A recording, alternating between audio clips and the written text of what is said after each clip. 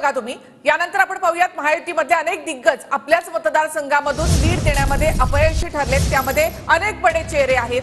तर महायुतीमध्ये अनेक दिग्गज आपल्याच मतदारसंघामधून लीड देण्यात अपयशी ठरले। महाविकास आघाडीमध्ये सुद्धा अनेक बड्या चेहऱ्यांच्या विधानसभेत महायुतीला आघाडी मिळालेली आहे। त्यामध्ये आहेत अब्दुल सत्तार, शिंदे गटाचे अब्दुल सत्तार 27,759 मतं सिल्लोड विधानसभा मतदारसंघात महाविकास आघाडीला मिळाली।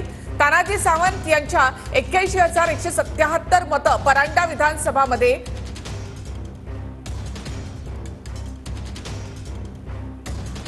तर महायुती इथे पिछाडीवर आहे 81,177 मतांनी परांडा विधानसभा।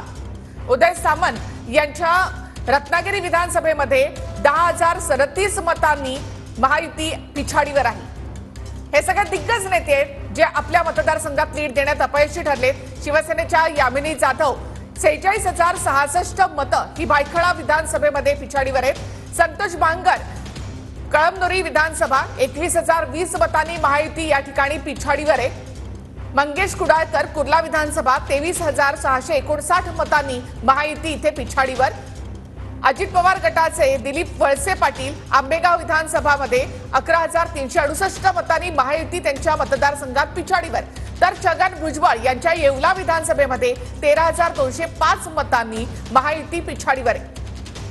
अजितदादा गटाचे संजय शिंदे माढा विधानसभा इथे तर 52,515 मतांनी महायुती पिछाडीवर आहे। तर हे सगळे एकदम दिग्गज नेते जे आहेत या दिग्गज नेत्यांचा या ठिकाणी कुठे लीड मिळू शकलेला नाही। मी आधी यासाठी दरेकरांकडे जाते, त्यानंतर चोरमारे सर तुमच्याकडे येते। दरेकर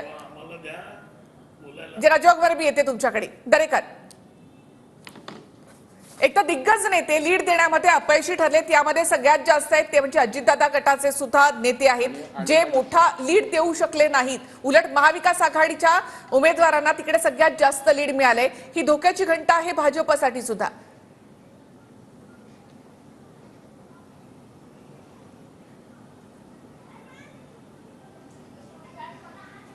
अरे कट झाला बरं, दरेकर तुमच्याकडे मी येते। आवाज येत नाहीये दरेकरांना। मिटकरी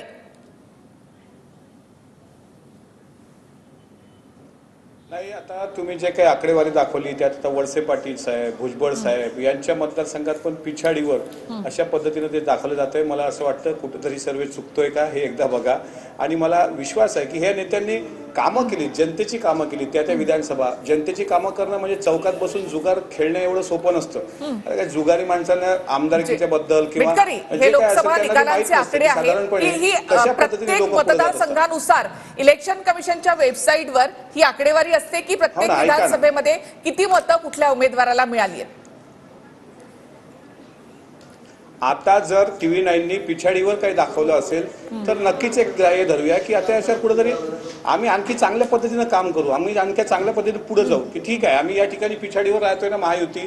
त्या मतदारसंघातले ते आमदार सुद्धा आता तुमचं टीव्हीचं चॅनल बघतायत। शेवटी आताचं अधिवेशनानंतर विकास कामाच्या ज्या पद्धतीनं किंवा जनतेमध्ये जाऊन ज्या पद्धतीने काम करण्याचा सपाटा विधानसभेतले विद्यमान आमदार लावतात किंवा जनतेच्या संपर्कात असतात ते खूप महत्वाचं आहे। त्याच्यामुळे आताची जरी ही आकडेवारी तुम्ही दाखवत असाल किंवा अशी पिछाडी दाखवत असाल तर मला असं वाटतं की येणाऱ्या काळामध्ये चिंतन करू। जर ते असं तुम्हाला वाटतं म्हणजे तुम्ही चिंतन करणार आहेत त्यावर गांभीर्यानेच घेतील, आम्ही गांभीर्याने घेतलेलं आहे। एक गोष्ट लक्षात घ्या की आपण जे आकडे दाखवलेले आहेत ते खरोखरच सिरियसली आहेत। आणि महायुतीमध्ये आम्ही सगळे पक्ष आपापल्या पक्षातील ज्या आमदारांच्या मतदारसंघात कमी मतं पडलेली आहेत त्यांच्याबद्दल आमच्या चर्चा चालू आहेत। आमचे वरिष्ठ नेते त्याच्यावर विचार करतायत की कशा पद्धतीने याच्यातून बाहेर येता येईल। त्याच्यामुळे आकडे कधी खोटं बोलत नाहीत, हा पहिला प्रश्न। दुसरा मुद्दा जो मगाशी जो चालला होता घटना बदल आणि त्याच्याबद्दल मला एवढंच सांगायचं आहे की या देशाची घटना कोणाचा बापाचा बाप बदलू शकत नाही, कारण ती आमच्या बापांनी लिहिलेली आहे, परमपूज्य डॉक्टर बाबासाहेब आंबेडकरांनी। आणि सर्वोच्च न्यायालयाने पण त्याच्यामध्ये सांगितलेलं आहे की कोर घटनेचे जे तत्व आहेत त्याला पण आपण धक्का लावू शकत नाही। त्याच्यामुळे ही पूर्णपणे 100% अफवा आहे। त्याच्यामुळे या अफवेवर या बोलणं जास्त किंवा या अफवेला जास्त हवा देणं हे काही बरोबर नाहीये। त्याच्यामुळे संविधान बदलण्याचा प्रश्नच येत नाही, हा सगळ्यात स्पष्ट उल्लेख आम्ही करतो। राहिला प्रश्न की काही अल्पसंख्याकांच्या बाबतीत ज्या नरेटिव्ह सेट करण्यात आल्या बरं. त्याच्यामुळे मोदी साहेबांच्या विरोधात आणि महायुतीच्या नक्कीच. विरोधात जे मतदान झालं, एकच मिनिट, तर त्या अल्पसंख्याकांच्या बाबतीतही ते नरेटिव्ह कसं खोटं होतं हे घेऊन आम्ही ऑलरेडी आता जनतेसमोर जायला सुरुवात करतोय. आणि त्याचबरोबर बरं, राजू वाघमारे. ज्या दलित मतांच्या बाबतीत हे घडतं राजू वाघमारे, त्यांच्या माझ्याकडे फक्त बाबतीतही आता आम्ही 3 जाऊ. मिनिटं आहेत आणि त्यासाठी मला सगळ्यांकडे एक एकदा जायचंय.